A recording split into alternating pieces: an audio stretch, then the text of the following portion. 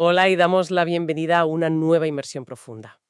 Para nuestra audiencia que busca entender los temas más complejos sin perderse en un mar de información, hoy tenemos una misión verdaderamente fascinante Ujú. y, bueno, hay que decirlo, bastante laberíntica. Desde luego. Vamos a desentrañar el asombroso panorama de la política peruana actual.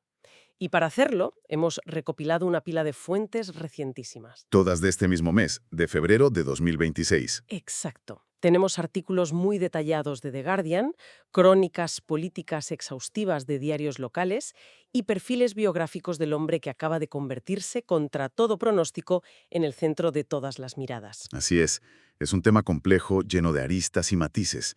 La misión de nuestro análisis de hoy es entender cómo un país, llega a tener tantos presidentes en tan poco tiempo. Y es que es un dato tremendo. Hablamos de que Perú acaba de nombrar a su noveno presidente desde el año 2016. Queremos explorar quién es exactamente este nuevo mandatario interino, José María Balcázar, qué tipo de acusaciones tan polémicas pesan sobre él, y finalmente analizar ese candente debate que inunda los análisis políticos. El debate sobre si el fujimorismo es el principal culpable de esta crisis crónica. Exactamente. Pero antes de entrar en materia, un pequeño apunte para quienes nos escuchan. Los artículos de esta semana vienen cargados de pólvora. Muchísima. Tenemos columnas de opinión y reportajes durísimos de ambos lados del espectro político, tanto de la izquierda como de la derecha, a nivel nacional e internacional. Nuestro trabajo hoy no es darles la razón a unos o a otros. Ni respaldar ninguna postura ideológica o partidista, claro. Nos vamos a limitar a poner las cartas sobre la mesa, a ser el espejo de lo que los analistas están debatiendo y a entender qué argumentos se están cruzando en este preciso momento de forma totalmente imparcial. Totalmente de acuerdo. Es fundamental mantener esa distancia analítica, porque el nivel de polarización que describen las fuentes es altísimo, y nuestro objetivo es simplemente desenredar los hechos documentados. Vale, vamos a desgranar esto, porque el primer dato de nuestras fuentes es simplemente asombroso. 9 presidentes en menos de una década. Es una barbaridad. Para ponerlo en perspectiva, la lista es vertiginosa. Kuczynski, Vizcarra, Merino, Sagasti, Castillo, Boluarte, Gerí y ahora, en pleno febrero de 2026, Balcázar. Ujú. Es un baile de sillones que no hay por dónde cogerlo y que desafía cualquier lógica de gobernabilidad. ¿Qué está pasando estructuralmente en el país para que la presidencia peruana se haya convertido en lo que algunos analistas llaman literalmente una silla eléctrica? Pues para entender el porqué de esta silla eléctrica hay que mirar las fallas estructurales que los analistas señalan de forma unánime. Y el primer gran bloque es la fragmentación política extrema. Ya. Hay que tener en cuenta que Perú tiene un Congreso unicameral, es decir, una sola Cámara Legislativa. Sin Senado. Exacto, sin Senado, compuesta por 130 escaños, y ese hemiciclo está absolutamente atomizado, lleno de pequeños partidos. El propio sistema electoral peruano fomenta la creación de lo que los expertos llaman micropartidos volátiles. Y claro, lo que esto significa en la práctica es que es casi un milagro que cualquier presidente llegue al poder con una mayoría legislativa estable o propia, vamos. Claro, llegan a la presidencia, miran al Parlamento y están completamente solos frente a una veintena de bancadas diferentes que están negociando constantemente. Tiene que ser agotador. Y sin ese escudo en el Congreso, los ejecutivos nacen siendo increíblemente vulnerables. Pero a esa fragmentación hay que sumarle el problema que actúa como acelerador de todo esto: la corrupción endémica. Que no hablamos de casos aislados precisamente. Para nada. Los artículos hacen mucho hincapié en el gigantesco escándalo de Lava Jato, esa trama de sobornos de la constructora brasileña Odebrecht, que hace unos años literalmente decapitó a toda una generación de líderes peruanos. Una locura. Y esa sombra llega hasta hoy, con controversias mucho más recientes como el bautizado Chifagate. Fíjate que el Chifagate me pareció de película al leer los reportajes. Involucró al predecesor inmediato del actual presidente, a José Gerrí. Así es, José Gerrí fue destituido hace nada tras descubrirse que mantenía reuniones secretas con empresarios chinos. Y se le llama Chifagate porque, al parecer, estos encuentros extraoficiales se daban en chifas. Que son estos tradicionales restaurantes de comida peruano-china, ¿no? Exacto, totalmente de espaldas al registro oficial de visitas presidenciales. Y todo esto nos lleva al tercer factor estructural: una desconexión total con la ciudadanía. Las encuestas que citan los documentos son demoledoras. Cerca del 80% de la población percibe que el país está sumido en una crisis profunda. La gente en la calle habla de inseguridad galopante, de una desigualdad económica asfixiante y de una falta de confianza absoluta en cualquier institución del Estado. Es que es el caldo de cultivo perfecto para un colapso continuo. Pero claro, para que un presidente caiga, el Congreso no puede simplemente decir, oye, no nos gustas. No, no pueden. Necesita un mecanismo legal. Y aquí es donde las fuentes mencionan constantemente un arma legislativa muy particular que me ha dejado fascinada. ¿Te refieres al concepto de la incapacidad moral permanente? Ese mismo. Es probablemente la herramienta política más polémica de la Constitución peruana actual. Se trata de una figura sumamente ambigua. Hay que entender que originalmente, allá en el siglo XIX, esta cláusula se redactó pensando en situaciones extremas, Como que un presidente perdiera la cabeza. literalmente, o que cayera en coma, es decir, una incapacidad mental o física real y comprobable. Pero claramente no la están usando para diagnosticar problemas médicos. En absoluto. Lo que ha hecho el Congreso peruano en las últimas décadas es reinterpretar esa cláusula. La han convertido en una guillotina política. ¿Una herramienta para destituir presidentes de forma express? Totalmente express, sin necesidad de un juicio político formal largo o de probar un delito penal en un tribunal de justicia. Hoy en día, si el Congreso reúne los 87 votos necesarios, simplemente porque un presidente es sumamente impopular, no tiene aliados o se ve salpicado por el más mínimo escándalo, recurren a la incapacidad moral. Y lo sacan del Palacio de Gobierno en cuestión de horas. Así de rápido. Y hemos visto ejemplos fulminantes de esto hace 2 días, como quien dice. Si repasamos lo ocurrido solo desde octubre de 2025, es de locos. Dina Boluarte, que había asumido en 2022 tras la caída de Castillo, fue destituida por unanimidad. Leyendo las crónicas se hundió por el famoso escándalo de los relojes Rolex no declarados. Y no olvidemos el contexto social de esa destitución. Boluarte ya tenía un índice de aprobación que apenas raspaba el 10% en las encuestas. Estaba hundida. Estaba políticamente muerta mucho antes de que los relojes salieran a la luz. El escándalo solo fue la excusa formal que el Congreso usó para activar la incapacidad moral. Totalmente. Y luego llega José Gerí para reemplazarla. Y su mandato es literalmente un relámpago. 4 meses. Nada. Destituido en febrero de 2026 por ese escándalo de los chifas que comentabas. Si conectamos esto con el panorama general, lo que vemos es un ciclo vicioso de manual, una dinámica que se retroalimenta. Tenemos un Congreso que ostenta un poder totalmente desproporcionado sobre poderes ejecutivos raquíticos. Ya. Estos presidentes interinos o de reemplazo llegan con muy poco poder real.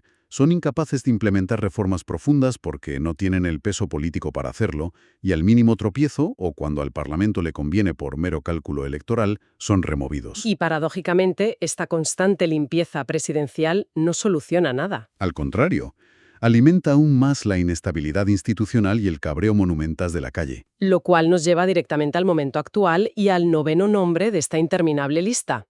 Vamos a presentar al personaje en cuestión, a José María Balcázar. Fíjate en el perfil, un ex juez de 83 años, miembro del Partido de Izquierda Radical, Perú Libre. Sí. Fue elegido por el Congreso el 18 de febrero de 2026, tras vencer en una segunda ronda de votaciones a la candidata conservadora María del Carmen Alba. Hasta aquí, si uno lee solo el titular, parece un nombramiento de emergencia, más en medio de la tormenta. Parecería, sí. Pero aquí es donde la cosa se pone realmente interesante. Las acusaciones y el historial que arrastra este hombre son asombrosos. The Guardian y otras fuentes internacionales documentan una controversia mayúscula respecto a su postura legal sobre los menores de edad. Así es, y de hecho es el punto más crítico y alarmante que resaltan los medios de fuera de Perú. Nos remontamos a 2023. En aquel momento, Balcázar presidía la Comisión de Educación del Congreso. Y resulta que fue el único legislador de toda la Cámara que votó en contra de una medida fundamental para prohibir el matrimonio infantil. El único. Su argumento legal, en sede parlamentaria, era que la prohibición de casarse debía limitarse únicamente a los menores de 14 años. Espera, he leído esa parte de las transcripciones en The Guardian y me costaba creerlo. ¿Realmente argumentó? en el registro oficial del Congreso que las relaciones entre profesores y alumnas menores de edad eran beneficiosas. ¿Cómo justificó una barbaridad así públicamente? Lo justificó con una serie de declaraciones que efectivamente constan en los registros y en las entrevistas que dio a los periodistas justo después de aquella votación. Argumentó, y cito textualmente de las fuentes, que desde los 14 años en adelante no hay impedimento, todos tienen relaciones sexuales. Madre mía. Y fue mucho más allá al ser presionado por la prensa. Defendió explícitamente las relaciones entre profesores y alumnas, llegando a afirmar que, siempre y cuando no hubiera una violación forzada, estas relaciones podían ser, palabras textuales, beneficiosas para el futuro psicológico de la menor. Menudo revuelo. Unas declaraciones que lógicamente causaron un terremoto institucional. El Ministerio de la Mujer de Perú emitió un comunicado oficial condenando esto rotundamente, calificándolo sin paños calientes como una apología y justificación de la violencia sexual contra escolares y adolescentes. Sí, fue muy contundente la respuesta institucional. Y lo que me parece más fuerte de todo esto es que ahora, en pleno 2026, con la banda presidencial puesta, le han vuelto a sacar el tema. Correcto. En una entrevista reciente para una radio nacional de máxima audiencia, cuando los periodistas le cuestionaron sobre estas afirmaciones de 2023, esperando quizá una disculpa o una matización, Balcázar respondió de forma tajante: «No cambiaré de opinión, estoy firme en mis convicciones». Increíble. Y despachó el asunto diciendo que el país tiene temas macroeconómicos más importantes en los que enfocarse. No ha habido retractación alguna. Pero el problema para el nuevo presidente es que la controversia mediática no termina ni mucho menos en sus declaraciones sobre menores. Su historial judicial previo a la presidencia es igualmente alarmante. Desde luego, los perfiles biográficos que hemos estado revisando detallan un historial larguísimo. No estamos hablando de un par de quejas administrativas por papeleo mal hecho. Menudo currículum. Hablamos de nada menos que 13 investigaciones fiscales abiertas por delitos muy graves. Se le investiga por malversación de fondos, fraude y soborno. ¡Tela! Por poner un ejemplo muy concreto que destacan los artículos, en su etapa como decano del Ilustre Colegio de Abogados de Lambayeque, la región de donde es originario, fue expulsado de forma fulminante en 2022 tras un proceso disciplinario interno. ¿Por qué motivo exacto? Se le acusa de haber desviado presuntamente unos 2 millones de soles, lo que al cambio equivale a unos $600.000, directamente hacia sus cuentas personales y las de sus allegados.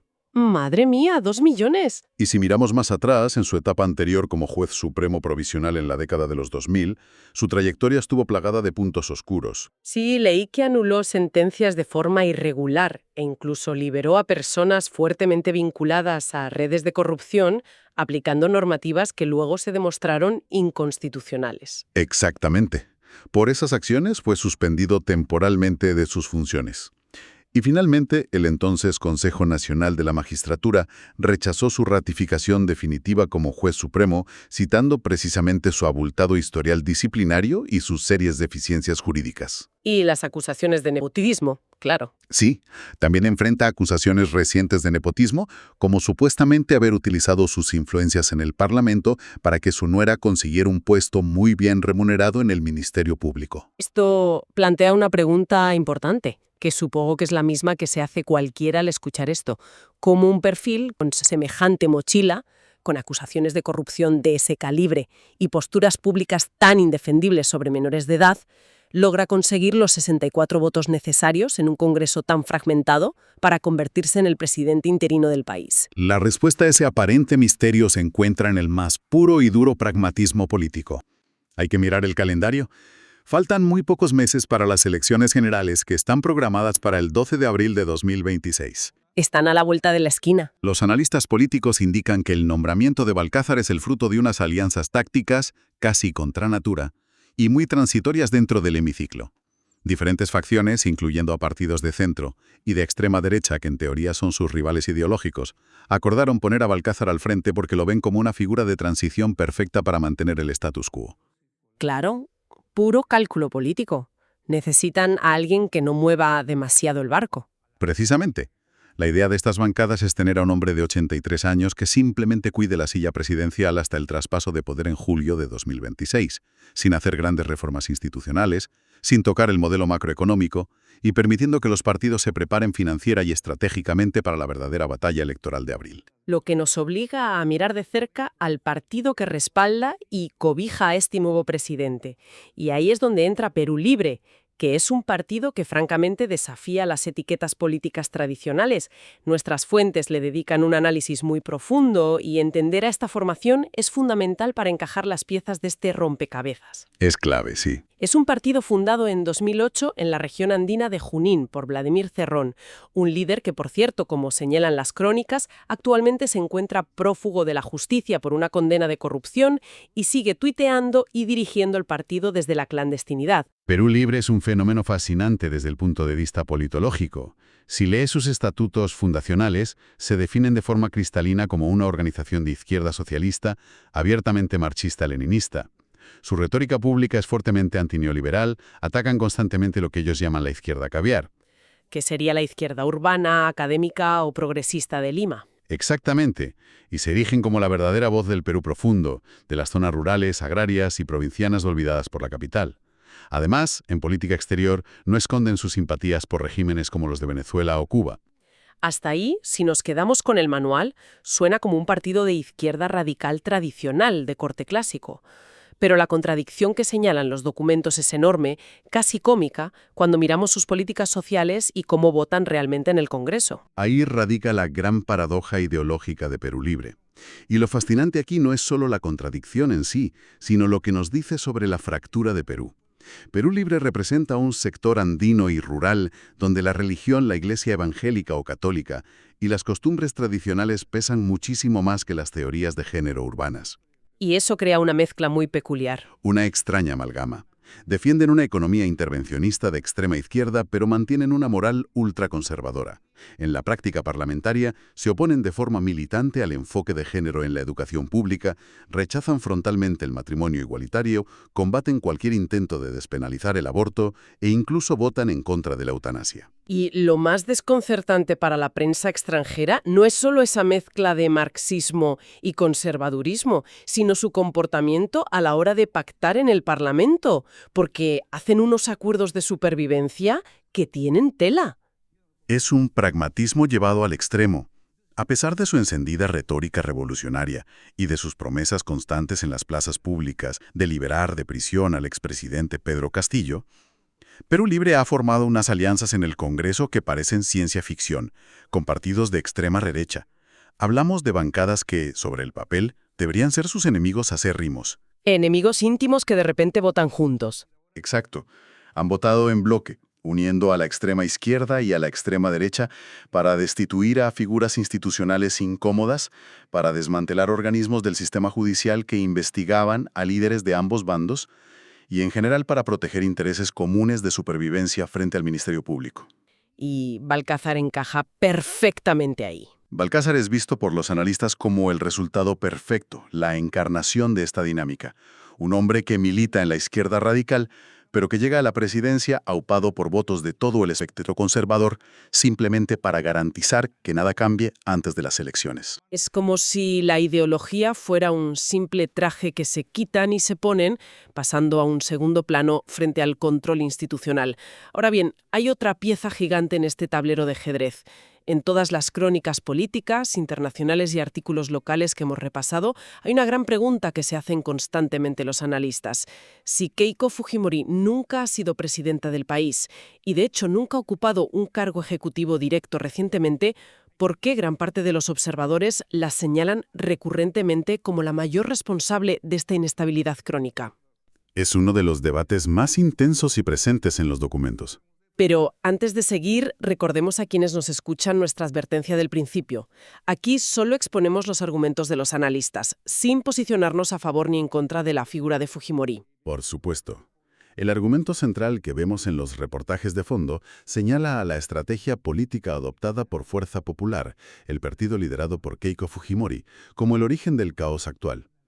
Todo parece remontarse a las elecciones presidenciales del año 2016. ¿Qué pasó exactamente en 2016 para que marque tanto el presente? El argumento de los politólogos se basa en cómo reaccionó el fujimorismo a esa derrota. Tras perder la presidencia por un margen estrechísimo de apenas unos miles de votos frente a Pedro Pablo Kuczynski, el partido de Fujimori se encontró con una mayoría absoluta abrumadora en el Congreso, 71 escaños, y en lugar de hacer una oposición tradicional, Keiko hizo una declaración de intenciones que ha pasado a la historia reciente. Afirmó que ellos gobernarían desde el Congreso. Y vaya si cumplieron esa promesa al pie de la letra, pero a base de bloquear cualquier iniciativa del Ejecutivo, ¿no? Ese es el punto que subrayan las fuentes. Según estas crónicas, desde ese preciso momento, el fujimorismo instauró una dinámica de obstruccionismo implacable. Empezaron a utilizar su enorme poder legislativo para censurar ministros sin tregua, forzando finalmente la renuncia del presidente Kuczynski. Y luego continuó con Vizcarra. Más tarde apoyaron activamente los procesos de destitución de su sucesor, Martín Vizcarra, y el patrón continuó.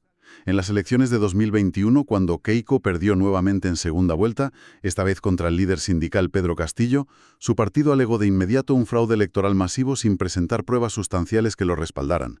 El Jurado Nacional de Elecciones desestimó todas las acusaciones, pero esa narrativa del fraude, dicen los analistas, minó la legitimidad del gobierno de Castillo desde el día 1, polarizando al país a niveles tóxicos. Básicamente la acusan de haber convertido el Congreso en un arma de demolición masiva contra cualquier presidente que no llevara sus siglas.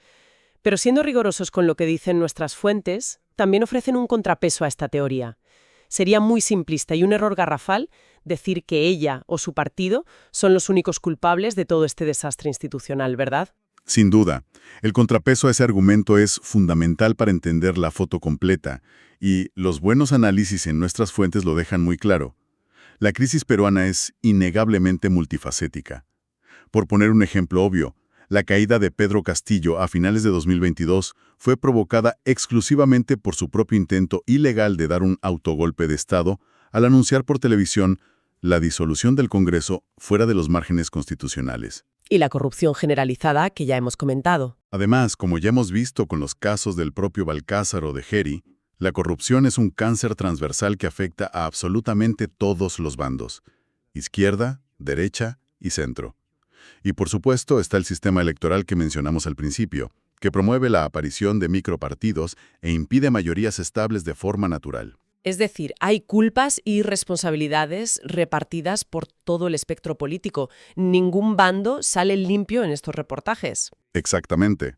Sin embargo, la razón de fondo por la que el fujimorismo sigue siendo señalado de forma tan recurrente por expertos internacionales y locales es porque se les atribuye haber instaurado, sistematizado y, lo que es peor, normalizado esta dinámica destructiva de obstruccionismo parlamentario. Según los analistas, ellos fueron quienes perfeccionaron el uso de la vacancia por incapacidad moral como una herramienta política de uso cotidiano. Entonces, ¿qué significa todo esto en la práctica? ¿Significa que Perú vive bajo un sistema disfuncional donde el Congreso manda, pero no gobierna? Se ha instaurado lo que algunos juristas en las crónicas tildan de dictadura parlamentaria, donde se ignora por completo el principio básico democrático de la separación de poderes. Así es. El poder legislativo tiene la sartén por el mango para quitar y poner presidentes a su antojo, sin asumir en ningún momento el coste ni la responsabilidad ejecutiva de gestionar el país en el día a día. Es una anomalía democrática profunda y muy peligrosa. El poder de destrucción del Parlamento es enorme y fulminante, pero su capacidad de construcción o de generar políticas públicas a largo plazo es casi nula. Y eso deja a la figura presidencial reducida a la de un mero administrador temporal, un gerente con fecha de caducidad muy próxima. Y esto nos lleva a pensar en por qué importa todo esto para quienes nos escuchan, incluso si están a miles de kilómetros de distancia de Lima. Para la gente que nos sigue, este es un caso de estudio fascinante, pero a la vez tremendamente trágico, sobre cómo la fragmentación extrema y las lagunas constitucionales pueden paralizar a un país entero. Es un aviso a navegantes. Estamos viendo un país riquísimo en recursos naturales, con una posición geopolítica clave en el Pacífico, que está ahuyentando a los inversores internacionales porque no hay garantías mínimas de quién estará sentado en el poder el mes que viene. Y lo peor de todo, mientras los políticos juegan a las sillas musicales, se están ignorando por completo las necesidades urgentes y reales de una población que sufre los estragos económicos. La parálisis del Estado es una realidad palpable. Y el horizonte más inmediato no parece ofrecer un respiro claro. Hay que recordar que todo este drama institucional con Balcázar y el carrusel de destituciones previas está ocurriendo justo en la antesala de unas nuevas elecciones generales. Las de abril. Unos comicios que están fijados en el calendario para el 12 de abril de este mismo año, 2026. Unas elecciones que, según las encuestas de intención de voto que manejan las fuentes, se presentan igual o más fragmentadas que las anteriores, con decenas de candidatos pugnando por entrar al Congreso. Y con los intereses internacionales de fondo. Y hay muchísimo en juego a nivel internacional, incluyendo el control de infraestructuras y recursos estratégicos a nivel global. Un ejemplo clarísimo es el nuevo megapuerto de Chancay, una obra faraónica controlada por capitales chinos en la costa peruana, que ya ha sido foco de tensiones geopolíticas con Estados Unidos y de cruce de acusaciones de corrupción. Es un escenario de altísimo voltaje, con demasiados intereses cruzados. Nos acercamos ya al final de nuestra exploración de hoy. Pero antes de irnos, me gustaría que dejáramos a nuestra audiencia con algo en qué pensar. Después de revisar minuciosamente todas estas crónicas, los perfiles de los protagonistas y los reportes internacionales, ¿qué reflexión final nos queda para mirar hacia adelante? Observamos que la propia Constitución peruana actual, manteniendo figuras tan laxas como la vacancia por incapacidad moral permanente, permite que un Congreso hiperfragmentado desmantele al Poder Ejecutivo de forma casi rutinaria y sin consecuencias para los legisladores. Cabe hacerse una pregunta muy seria. ¡Adelante! Es posible que las próximas elecciones de abril de 2026 no sean una solución en absoluto. Podrían ser simplemente el comienzo de la temporada 2 de la misma pesadilla institucional, con caras nuevas pero los mismos vicios. En última instancia, el dilema que plantea el caso peruano al mundo es muy profundo.